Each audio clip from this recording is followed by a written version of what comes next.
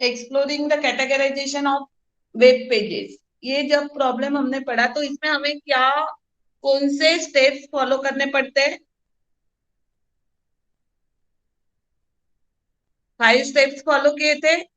Identify the problem, उसमें हमने क्या किया था, ये जो वेब पेजेस है उसको कैटेगरी में डिवाइड कर दिया था, मतलब कौन से वेब पेजेस मोस्ट विजिट होते हैं, कौन से web pages medium times visit होते हैं और कौन से वेब पेजेस कम टाइम मतलब वेरी लेस टाइम विजिट होते हैं। फिर उसका एनालिसिस करके हमें उसमें इम्प्रूवमेंट करना है, मतलब जो भी web pages less time visit होते हैं तो वो कैसे हाईली विजिट हो पाएंगे, तो उसका एनालिसिस करना है और उसके लिए हमें वैसे इम्प्रूवमेंट करना है कि वो काउंट इंक्रीज हो जाए।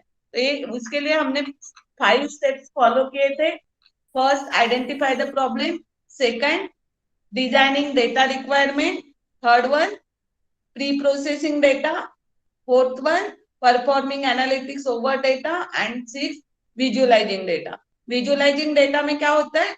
विजुअलाइजिंग डेटा मीन जो भी आउटपुट है वो इजीली अंडरस्टैंडेबल होना चाहिए, ऐसे फॉर्म में हमें रिप्रेजेंट करना है। जैसे R ggplot and R chart, these are the tools used for visualization in R language. अभी आज हमें सेकंड प्रॉब्लम देखना है, that is counting the frequency of changes in the stock market. This is the second data analytics problem. तो ये problem में भी हमें कौन से 5 स्टेप फॉलो करने हैं? सेम जो हमने लास्ट प्रॉब्लम में फॉलो किए थे। मतलब इसका जो डेटा एट्रीब्यूट्स है अलग रहेगा लेकिन स्टेप जो है वो सेम फॉलो होंगे। कौन से स्टेप्स फॉलो होंगे ये आपको याद ही रखने हैं। These 5 step, these are the 5 steps of data analytics project. कौन से 5 स्टेप्स फॉलो करने हैं आप लोगों को?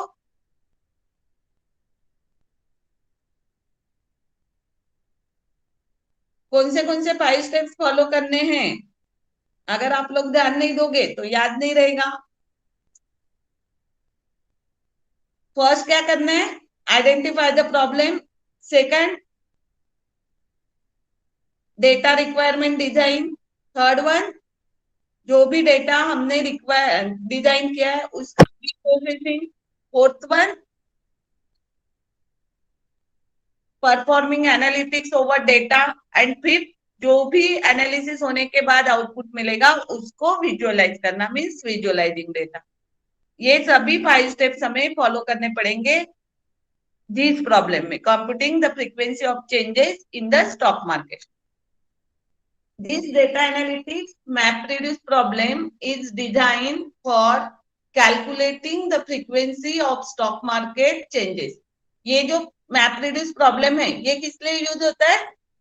For calculating the frequency of stock market changes. जो भी स्टॉक मार्केट में चेंजेस आते हैं उसकी फ्रीक्वेंसी कैलकुलेट करने के लिए। तो वो कैसे करना है? तो फर्स्ट स्टेप जो है that is the identifying the problem.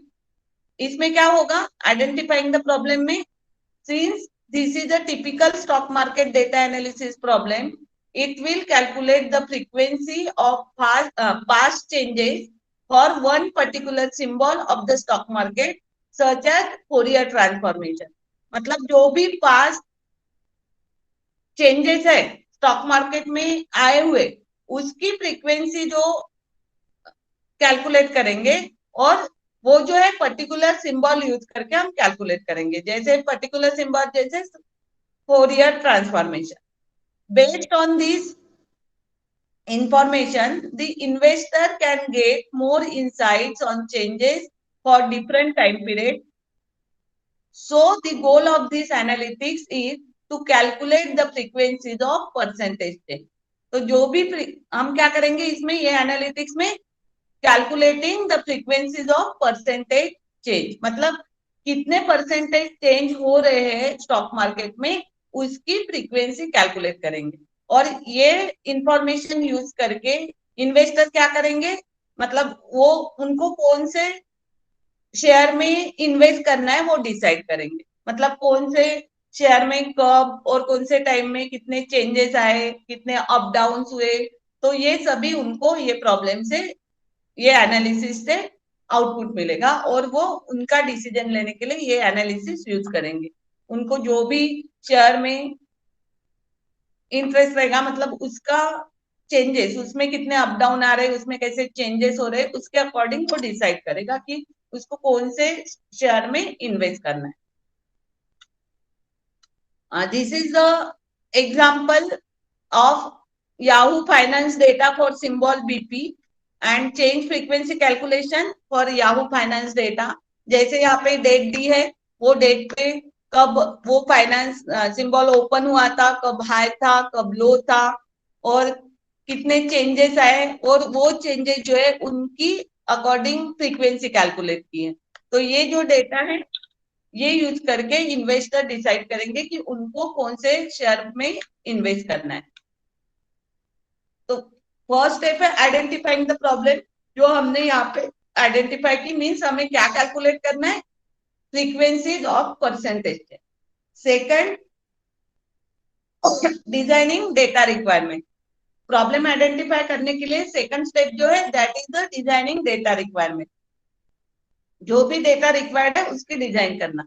तो for the stock market analytics, जो भी हमने एग्जांपल ले रहे हैं स्टॉक मार्केट एनालिसिस का, यहाँ पे हम कौन सा इनपुट डेटा सेट ले रहे हैं, we will use Yahoo finance as the input data set. हमें एक डेटा सेट लेना पड़ेगा, तो हमारे ये एग्जांपल में हम ले रहे हैं Yahoo finance input data set. We need to retrieve the specific symbols stock information, and to retrieve this data we will use the Yahoo API with the following parameter। यहाँ पे हम कौन सा एपीआई यूज कर रहे हैं, Yahoo API, और उसमें कौन से पैरामीटर्स होंगे, फ्रॉम मंथ, फ्रॉम डे, मतलब कौन से मंथ से चेंजेस वहां पे दिखा रहे हैं, from day, from year, to month, मतलब from month August to month December 21, ऐसे कुछ, to day, to year and symbol। These are the parameters we will use for the designing of data in this Yahoo Finance input data set। Next step जो है that is pre processing data. Designing data होने के बाद next step क्या होती है, pre processing data. Pre processing में क्या होता है, प्री प्रोसेसिंग क्यों करना है हमें, हमारे पास जो भी डेटा रहेगा डेटा सेट से, वो कौन से फॉर्म में रहेगा, कौन से फॉर्म में रहेगा वो, मतलब कोई पर्टिकुलर फॉर्मेट में होगा या कौन से फॉर्म में होगा, स्ट्रक्चर्ड अनस्ट्रक्चर्ड सभी फॉर्म में।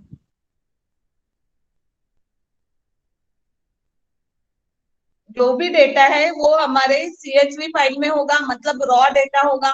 फिर वो रॉ डेटा को हमें कन्वर्ट करना है। क्यों कन्वर्ट करना है, क्योंकि हमें जो हम लोग जो भी एल्गोरिथम यूज कर रहे हैं उसको कोई पर्टिकुलर फॉर्मेट में डेटा इनपुट देना पड़ता है। जैसे हम यहाँ पे मैप रिड्यूस के कोई एल्गोरिथम यूज कर रहे हैं, तो वहां पे पर्टिकुलर फॉर्मेट हमें अपलोड करना पड़ेगा। तो ये जो CSV फाइल है उसको हम क्या करेंगे, कोई पर्टिकुलर फाइल में कन्वर्ट करके वो फिर हम इनपुट अपलोड करेंगे इन HDFS। क्योंकि हम प्री प्रोसेसिंग के लिए जो भी डेटा यूज कलेक्ट करते हैं वो CSV फाइल में होता है, फिर उसको हम पर्टिकुलर फॉर्मेट में कन्वर्ट करते हैं, फिर वो हम अपलोड करते हैं HDFS पे, क्योंकि HDFS में ही हमारा इनपुट अपलोड होता है और हमें HDFS से ही आउटपुट मिलता है। तो प्री प्रोसेसिंग डेटा जो है वो हम पहले CSV फाइल डाउनलोड करेंगे और उसके बाद वो फाइल को एक्सपोर्ट करके वो अपलोड करेंगे इन HDFS for by creating a specific Hadoop directory for this। Pre processing होने के बाद हमें क्या करना पड़ता है, परफॉर्मिंग एनालिटिक्स ओवर डेटा। एक बार प्री प्रोसेसिंग हो गई, नेक्स्ट स्टेप जो होती है वो होती है performing analytics over data. To perform the data analytics operations we will use streaming with R and Hadoop। Analytics operation perform करने के लिए हमें क्या करना है, यहाँ पे स्ट्रीमिंग यूज करना है। streaming with R and Hadoop without the Hadoop streaming package. Hadoop streaming package use नहीं करना है, सिर्फ हमें स्ट्रीमिंग यूज करना है with R and Hadoop. So the development of this MapReduce job can be done without any R Hadoop integrated library package. In this MapReduce job, we have defined map and reduce in different R files to be provided to the Hadoop streaming function.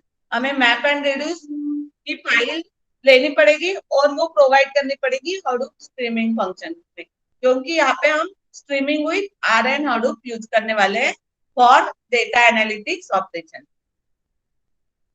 यहाँ पे mapper और reducer के function है जो हम इसमें R language में use करने वाले हैं, मैपर एंड रिड्यूसर. और ये होने के बाद डेटा एनालिटिक्स परफॉर्म होने के बाद लास्ट स्टेप क्या होती है, जो भी आउटपुट मिलता है उसको विजुअलाइज करना. तो विजुअलाइज कौन से मेथड से कर सकते हैं हम लोग, कौन से मेथड्स यूज होते हैं डेटा विजुअलाइजेशन के लिए, बोलो ggplot, कौन से मेथड्स यूज होते? ggplot एंड ggplot एक method, R chart. These are the methods used for visualization of data. तो जो भी प्रोसेसिंग मतलब एनालिटिक्स, डेटा एनालिटिक्स परफॉर्म होने के बाद जो भी आउटपुट मिलेगा वो हमें विजुअलाइज करना है यूजिंग ggplot या using R charts. So we can get more insights if we visualize our output with various graphs in R. अगर हम various graphs यूज करके डेटा विजुअलाइज करते, डेटा रिप्रेजेंट करते, तो इजीली उसमें ज्यादा हम इंसाइट मतलब उससे हम ज्यादा कुछ ये ले सकते कि कैसे वो डेटा जो है हमारे लिए यूजफुल होगा. Here we have tried to visualize the output with the help of ggplot2 package. यहाँ पे हमने ये जो आउटपुट दिखाया है that is the ggplot2 package. मतलब हमारा जो आउटपुट रहेगा वो रहेगा change and frequency. Frequency calculate कर रहे हैं अकॉर्डिंग टू चेंजेस. तो यहाँ पे जो आउटपुट दिख रहा है आपको, वो जो भी फ्रीक्वेंसी मोस्टली कैलकुलेट हो रही है वो कहाँ पे है, 0 to 1.5 के बीच में. 0 to 1.5, 0 to -1.5. तो वो बीच में जो भी फ्रीक्वेंसी है वो कैलकुलेट हो रही है. तो this is the visualising of data. Next हमारा टॉपिक है understanding big data analytics with machine learning. अभी व्हाट इज मशीन लर्निंग? अभी हमें क्या करना है, बिग डेटा एनालिसिस जो करना है वो यूजिंग मशीन लर्निंग करना. आपने मशीन लर्निंग वर्ड सुना है एआई में, आर्टिफिशियल इंटेलिजेंस में कभी मशीन लर्निंग पढ़ा था? एआई क्या होता है? AI what is AI? क्या? Artificial intelligence. हाँ, आर्टिफिशियल इंटेलिजेंस. लेकिन उसमें क्या होता है, हम क्या करते हैं, मशीन को आर्टिफिशियली कोई भी डिसीजन लेने के लिए तैयार करते हैं. आर्टिफिशियल इंटेलिजेंस जो है जैसे रोबोट में यूज करते हैं. तो रोबोट क्या करता है, जैसे हम उसको प्रोग्राम करेंगे, जैसे हम उसको ट्रेन करेंगे, वैसे वो ऑपरेशन परफॉर्म करता है. Yes ma'am. तो वैसे ही यहाँ पे जो हमारा data big data analytics with machine learning जो है, इसमें हमें एआई के साथ मशीन लर्निंग वगैरह यूज होता है. तो मशीन लर्निंग क्या है? Machine learning is a branch of artificial intelligence. Machine learning artificial intelligence की ही ब्रांच है that allows us to make our application intelligent without being explicitly programmed. अभी मशीन लर्निंग में क्या करते हैं हम, हमारे जो भी एप्लीकेशन है उसको हम इंटेलिजेंट बनाते विदाउट बीइंग एक्सप्लिसिटली प्रोग्राम. मतलब उसमें कोई भी एक्सप्लिसिट प्रोग्राम नहीं होता है, लेकिन इंटरनली उसको वैसे ट्रेन करते हैं और वो एप्लीकेशन को उसके डिसीजन लेने के लिए तैयार करते हैं. तो machine learning is nothing about the branch of artificial intelligence. Machine learning concepts are used to enable applications to take a decision from the available data set. मतलब जो भी अवेलेबल डेटा सेट है वो यूज करके application जो है उसका decision ले सकती है, मतलब लेती है। A combination of machine learning and data mining can be used to develop spam mail detectors, self-driven cars, speech recognition, face recognition, and online transactional fraud activity detection. Machine learning और data mining जो है वो use करके हम different applications run कर सकते हैं, prepare कर सकते हैं, जो है for example spam mail detectors. जैसे हमारे मेल में अ, हमारे मेल आईडी में कोई मेल आ गया कि वो मतलब यूजफुल नहीं है, तो वो ऑटोमेटिकली स्पैम करके डिटेक्ट होता है और वो कहाँ पे चला जाता है, आपके इनबॉक्स में रहते हैं क्या ऐसे मेल? जैसे कोई यूजफुल मेल नहीं है तो वो आपके इनबॉक्स में रहते हैं क्या? नो मैम, स्पैम में चले वो जाते हैं। स्पैम में चले जाते हैं। तो ये जो है स्पैम मेल डिटेक्टर्स जो है वो मशीन लर्निंग यूज कर, मतलब उसमें combination of machine learning and data mining होता है। तो ये यूज करके वो डेवलप किया जाता है कि स्पैम मेल कौन सा है वो डिटेक्ट करेगा और वो ऑटोमेटिकली स्पैम फोल्डर में चला जाएगा, इनबॉक्स में नहीं रहेगा। वैसे ही सेल्फ ड्रिवन कार्स जो है वो भी using machine learning and data mining develop की जाती है, मतलब रिमोट कंट्रोल से चलने वाली कार या सेल्फ ड्रिवन कार्स। उसके बाद स्पीच रिकॉग्नाइजेशन, फेस रिकॉग्नाइजेशन और online transactional fraud activity detection, ये सभी क्या है examples of machine learning and data mining application. Google has its intelligent web search engine, which provides a number one search, spam classification in Google Mail, news labeling in Google News, and Amazon for recommender systems. तो Google में भी ये machine learning and data mining technique जो है वो use की है और उसमें उन्होंने intelligent web search engine install किया है, तो जिसकी वजह से हमें नंबर वन सर्च हम फाइंड कर सकते हैं। स्पैम क्लासिफिकेशन इन गूगल में ये भी उसका ही एप्लीकेशन है। न्यूज लेबलिंग कर सकते हैं इन गूगल न्यूज, और अमेजन जो है उसमें हम रिकमेंडर सिस्टम यूज करते हैं। There are many open source frameworks available for developing these types of applications or frameworks such as R, Python, Apache Mount and Weka. मतलब ये सभी यूज करके these are the open source frameworks and these frameworks are useful for developing these types of applications. तो this is all about the machine learning. मतलब machine learning क्या है? अभी three types के मशीन लर्निंग होते हैं। Types of machine learning algorithms, there are three different types of machine learning algorithms for intelligent system development. First है supervise machine learning algorithm, second one है unsupervise machine learning algorithm and third one है recommender system. अभी ये supervise machine learning क्या है, unsupervise machine learning क्या है, ये हमें डिटेल में पढ़ना है। तो सुपरवाइज मशीन लर्निंग क्या होती है? तो मशीन लर्निंग मीन्स क्या, ये समझ में है आप लोगों को? What is machine learning? Machine learning means हमें मशीन को क्या करना है, मतलब मशीन को ट्रेन करना है। जो भी वो डेटा उसके पास डेटा अवेलेबल रहेगा उसके अकॉर्डिंग वो मशीन जो है उसके डिसीजन ले सकती है। तो ये जो है that is the machine learning algorithm. तो सुपरवाइज लर्निंग में क्या होता है? Machine learning algorithm are of three type: supervise, unsupervise and recommender system.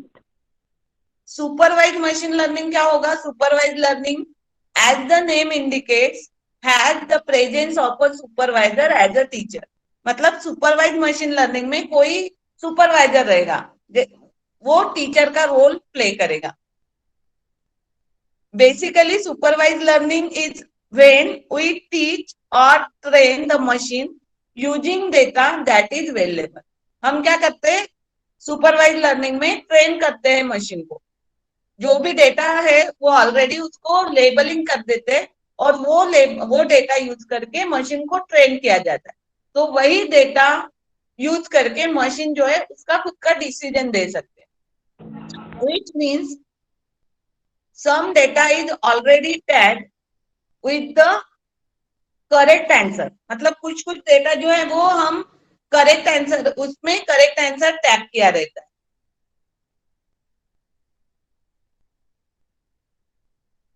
After that, the machine is provided with a new set of examples so that the supervised learning algorithm analyzes the training data, that is set of training examples, and produces a correct outcome from label data. मतलब supervise learning में क्या होगा, हम already जो भी data set है machine को train किया है, मशीन को ट्रेन करते हैं, उसमें कुछ इनपुट डेटा दिया रहता है और उसको लेबलिंग दिया रहता है। तो जब भी हम नया डेटा उसको प्रोवाइड करते हैं और आंसर पूछते हैं कि ये क्या है या इसका आंसर क्या है, तो वो मशीन क्या करेगी, पहले वाला डेटा सेट जो है वो यूज करेगी और उसमें जो भी लेबलिंग की है वो यूज करके उसके अकॉर्डिंग वो नए डेटा का आंसर देगी। इसका एक एग्जांपल है, जैसे हमारे पास एक बास्केट है, बास्केट में डिफरेंट टाइप्स के फ्रूट्स रखे हैं, एप्पल, बनाना, ऐसे। So suppose you are given a basket filled with different kinds of fruits. Now the first step is to train the machine with all different fruits one by one like this. मतलब हमारे machine को train करना है कि जो भी fruit है वो कैसे उसको आइडेंटिफाई करेगी। If the shape of the object is rounded and has a depression at the top, is red in color, then it will be labeled as apple. मतलब ये इस वे से हम मशीन को ट्रेन करेंगे। अगर शेप राउंड है और उसमें ऊपर डिप्रेशन है टॉप में और उसका कलर रेड है, तो वो क्या होगा, वो एप्पल होगा। ऐसे उसको लेबलिंग किया जाएगा, ऐसे डेटा से उसमें लेबलिंग करेंगे हम मशीन लर्निंग में। If the shape of the object is a long curving cylinder having green yellow color, then it will be labeled as banana. इस वे से हम मशीन को ट्रेन करेंगे लेबलिंग करके। Now, suppose after training the data, you have given a new separate fruit, say banana, from the basket and asked to identify it. तो अगर पहले हमने मशीन को क्या किया है, ट्रेन किया है, उसको हमारे पास जो भी डेटा है उसको हमने लेबल कर दिया कि ऐसे ऐसे है तो ये फ्रूट एप्पल हो सकता है, ऐसे ऐसे कैरेक्टरिस्टिक्स है तो ये फ्रूट बनाना हो सकता है। ऐसे हमने ऑलरेडी लेबलिंग कर दिया हमारे डेटा पे, और उसके बाद हमने एक नया फ्रूट मशीन को दे दिया आइडेंटिफाई करने के लिए कोई भी। तो वो क्या करेगा, आइडेंटिफाई करेगा क्या मशीन, वो करेगा, क्योंकि उसके पास ऑलरेडी जो डेटा है उसमें लेबलिंग किया है। तो वो यूज करके हमारी मशीन जो है वो क्या करेगी, जो भी हमने नया फ्रूट उसको इनपुट दिया पहचानने के लिए, आइडेंटिफाई करने के लिए, तो वो मशीन हमें आंसर देगी। सपोज हमने बनाना उसको इनपुट दे दिया मशीन को और पूछा कि ये कौन सा फ्रूट है, तो वो क्या करेगी मशीन, उसने ऑलरेडी ये पढ़ा है कि ऐसे ऐसे है, मतलब ये सिलेंडर, कर्विंग सिलेंडर ऑब्जेक्ट है, उसका ग्रीन येलो कलर है, तो वो क्या हो सकता है, वो बनाना है। तो ये ऑलरेडी हमने मशीन को लर्न करा दिया है। तो वो वाला डेटा यूज करेगी और उसको यूज करके वो डिसीजन देगी कि जो भी हमने इनपुट दिया है, input fruit, that will be classify as the banana.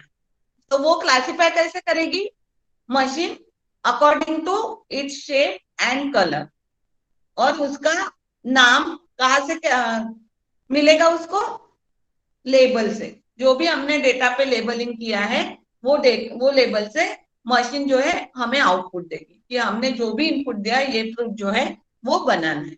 तो in this way machine learns the thing from training data and then applies the knowledge to test data. Training data से machine learn करेगी और वो knowledge जो है वो apply करेगी data test करने के लिए। जो भी हम न्यू फ्रूट उसको देंगे इनपुट, तो वो आइडेंटिफाई करने। तो this is the supervise learning. समझ में है what is supervise learning? Hello,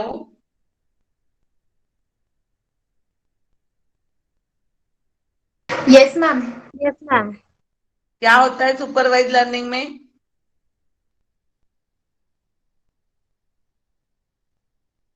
Data क्या provide with labels. है? मतलब हमें सुपरवाइज लर्निंग में मशीन को ट्रेन करना है। हमारी मशीन फिर वो ट्रेन कैसे करेंगे उसको, अकॉर्डिंग टू शेप, कलर, वो क्या है ऐसे क्लासिफिकेशन बता देंगे, और जो भी डेटा है उसको लेबल करेंगे। तो वो डेटा यूज करके पहले का नया डेटा आइडेंटिफाई करने के लिए मशीन जो है वो हमें वो डेटा यूज करके आंसर देगी। तो ये होता है सुपरवाइज लर्निंग। अनसुपरवाइज लर्निंग क्या होगा? What is unsupervise learning? Unlabeled data.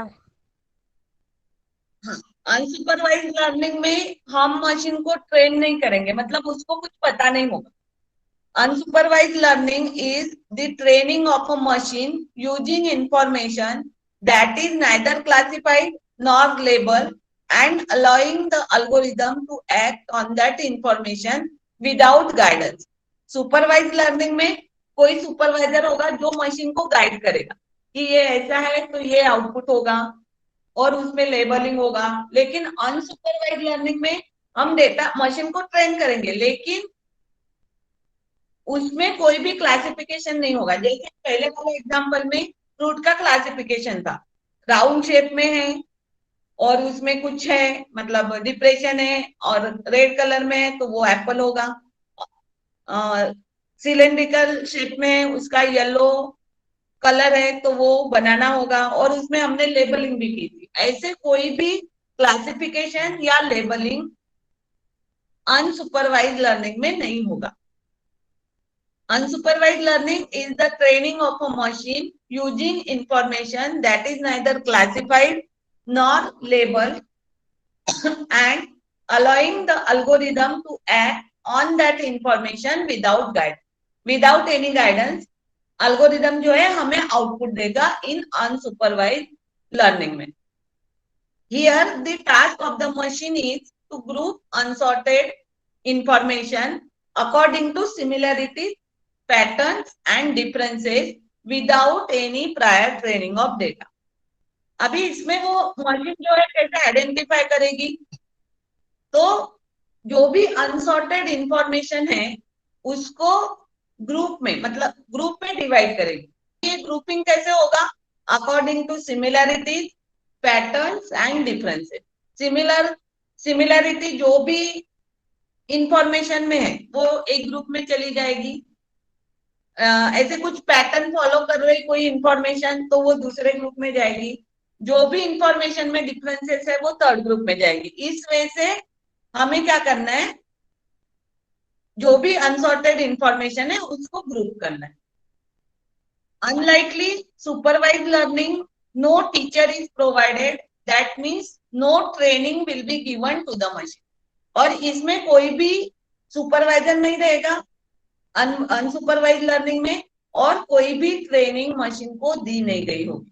Therefore, the machine is restricted to find the hidden structure in unlabeled data by itself. तो मशीन जो है वो हिडन स्ट्रक्चर फाइंड आउट नहीं कर पाएगी इन अनलेबल्ड डेटा। तो this is the difference between supervise learning and unsupervise learning. तो क्या है डिफरेंस सुपरवाइज लर्निंग और अनसुपरवाइज लर्निंग में? इसका पहले एग्जांपल देख लेते हैं, उसके बाद डिफरेंस देख। Example of unsupervise learning. Suppose it is given an image having both dogs and cats which it has never seen. मतलब हमने मशीन को कुछ इमेज दिए हैं डॉग्स एंड कैट के, और मशीन ने उसको पहले कभी देखा नहीं। Thus, the machine has no idea about the features of dogs and cats, so we can't categorize it as a dog and cat. Machine को कोई आइडिया ही नहीं, क्योंकि उसने कभी वो देखे ही नहीं है डॉग एंड कैट की इमेज। तो डॉग एंड कैट के फीचर्स क्या हो सकते हैं वो मशीन को नहीं पता, इसलिए मशीन उसको कैटेगराइज नहीं कर पाएगी डॉग एंड कैट कैटेगरी में। But it can categorize them according to their similarity, patterns and differences. That is we can easily recognize the picture into two part.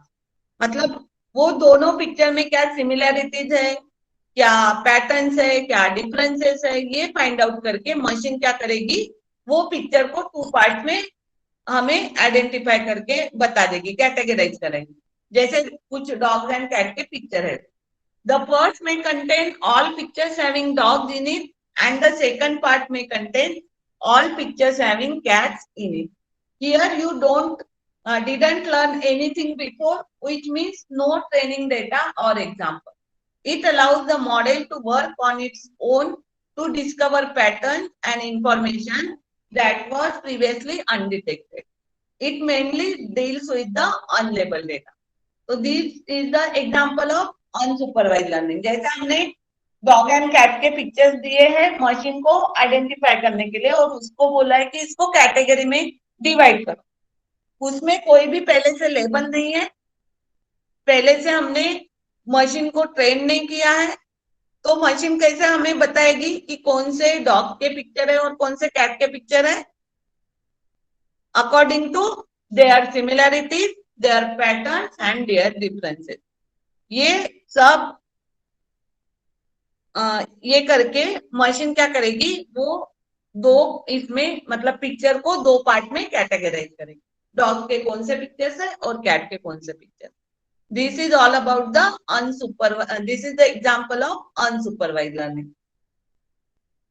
तो डिफरेंस क्या है अभी दोनों में बताओ मुझे, supervise learning and unsupervise learning. What is the difference between supervised learning and unsupervised learning? क्या difference है दोनों में?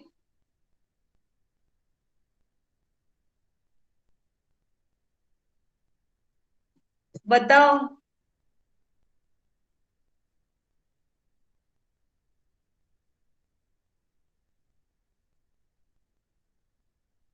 और सुपरवाइज लर्निंग जो है उसमें हमें रिग्रेशन, उसके बाद रिग्रेशन मतलब इसमें जो भी अल्गोरिदम्स यूज होते हैं वो रिग्रेशन और क्लासिफिकेशन, ये सभी अल्गोरिदम यूज होंगे।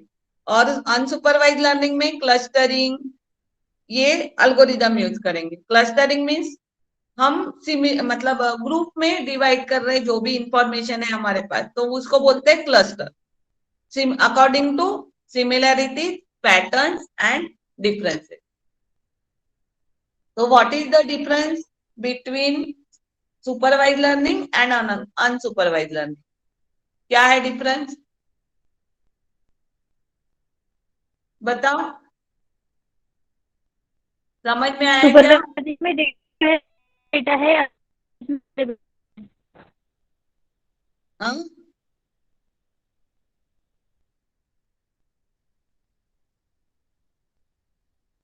रितेश्वरी आवाज तुम्हारी कट रही है। सुपरवाइज लर्निंग में डेटा होंगे और अनसुपरवाइज में अनलेबल्ड डेटा। अनसुपरवाइज लर्निंग में कोई लेबलिंग नहीं होगा डेटा पे और सुपरवाइज लर्निंग में लेबलिंग होता है। ओके। और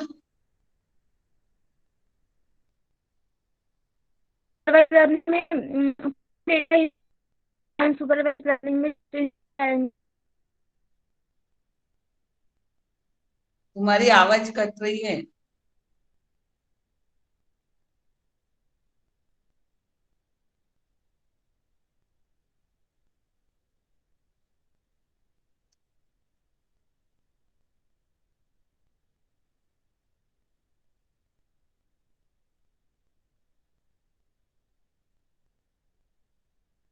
सुपरवाइज लर्निंग में कौन से अल्गोरिदम्स यूज होंगे?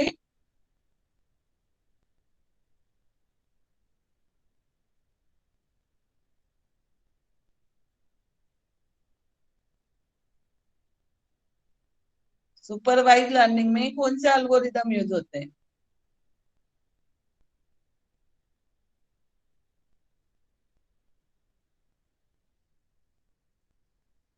रिग्रेशन। रिग्रेशन जो हमें डिटेल में पढ़ना है, लीनियर रिग्रेशन। अभी ये बिग डेटा में थोड़े डिफरेंट अल्गोरिदम पढ़ने हैं, और आपके डेटा माइनिंग डीडब्ल्यूएम सब्जेक्ट में भी ये दोनों टॉपिक है, लेकिन उसमें थोड़े डिफरेंट अल्गोरिदम पढ़ने हैं। इसमें ये वाले इसमें आपको लीनियर रिग्रेशन सुपरवाइज लर्निंग में पढ़ना है, और अनसुपरवाइज लर्निंग में क्लस्टरिंग, ये सभी पढ़ना है। सुपरवाइज लर्निंग में जो है, जो भी इनपुट डेटा है वो क्या रहेगा, known and label data as in. Supervise learning में हम इनपुट डेटा क्या लेंगे, जो डेटा ऑलरेडी नोन है और उसमें लेबलिंग है। अनसुपरवाइज लर्निंग में क्या होगा, इनपुट डेटा जो जो अननोन है और पता जिसको नहीं है, लेबल नहीं रहता। हाँ, जिसमें लेबलिंग भी नहीं होती। उसके बाद सुपरवाइज लर्निंग में क्या होता है कि नंबर ऑफ क्लासेस जो है वो ऑलरेडी नोन होते हैं।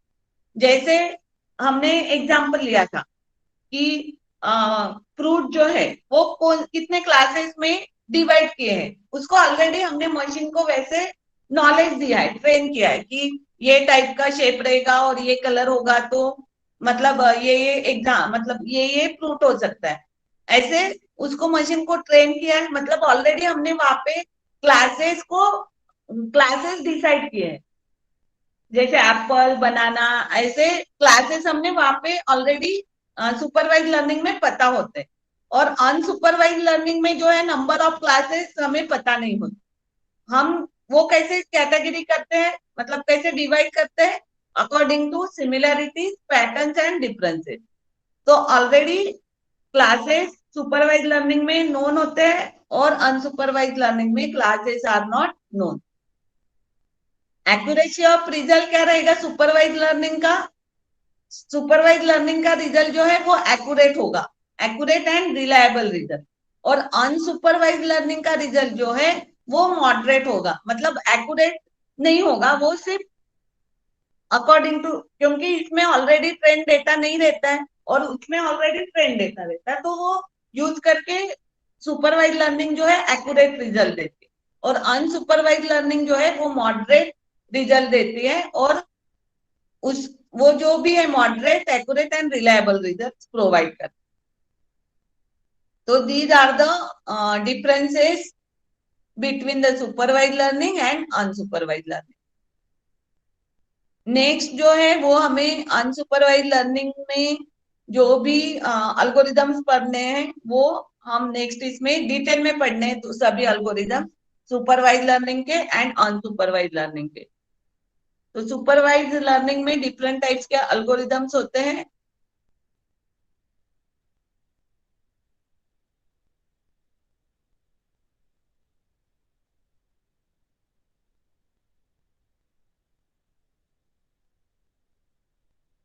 जो सुपरवाइज लर्निंग अल्गोरिदम्स है वो न्यूरल नेटवर्क में यूज किया जाता है।